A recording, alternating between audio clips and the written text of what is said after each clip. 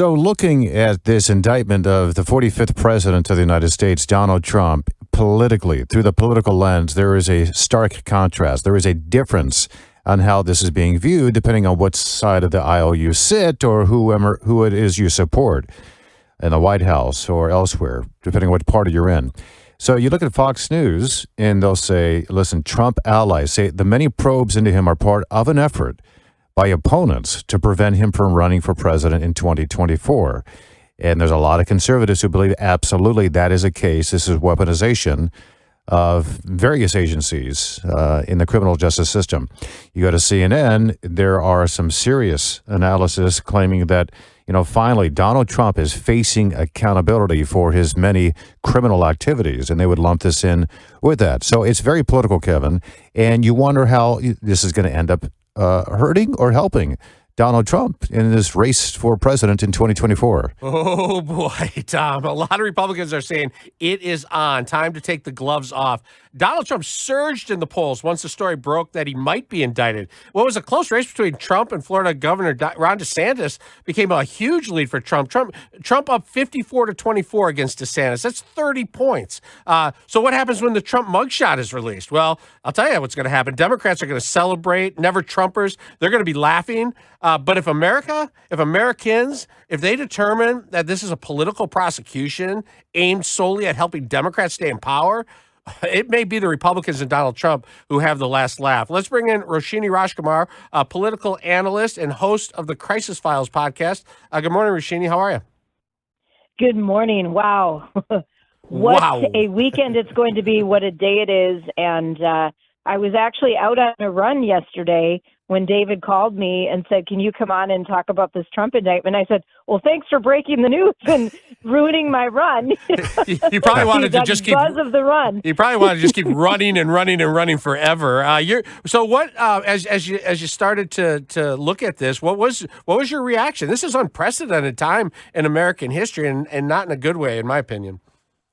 Yeah, it is unprecedented, Kevin. You are very correct. And I look at this in about three layers. And one layer is always the most important to me is the layer of the law. And I try to always analyze these kinds of situations that are political situations from the middle, very much. And I think when as a centrist, and a lawyer, I can really say, is this truly a legal situation here?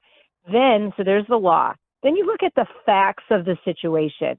And I'm thinking to myself, if Donald Trump he's been indicted, if he gets convicted of a charge that really stems from a $130,000 hush payment because he had an affair with a porn star, is that how we want history to look at the United States? Like that was the downfall of a former president, or who knows if it was even the downfall. Maybe it's going to be an upswing, but that's the other layer. And then you got the law, the facts, and then you have the politics. And one thing that was very interesting to me, and I know you've been talking about DeSantis this morning, is when he tweets, the weaponization of the legal system turns the rule of law on its head.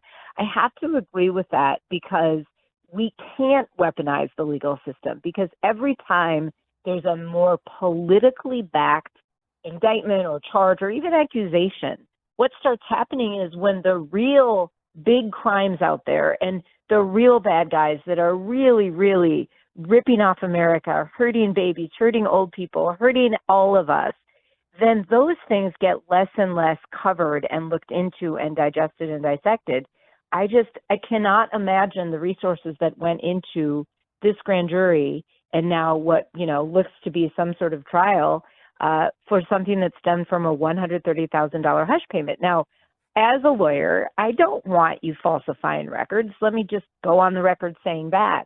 But I think we really need to look at what is happening here. And that's really concerning to me, from really all those three layers, Tom and Kevin. So politically, is this going to send America into a deeper divide, if that's even possible?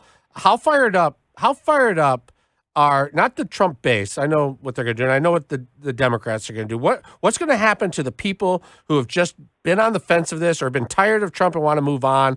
When they look at this, is this going to change their thought process?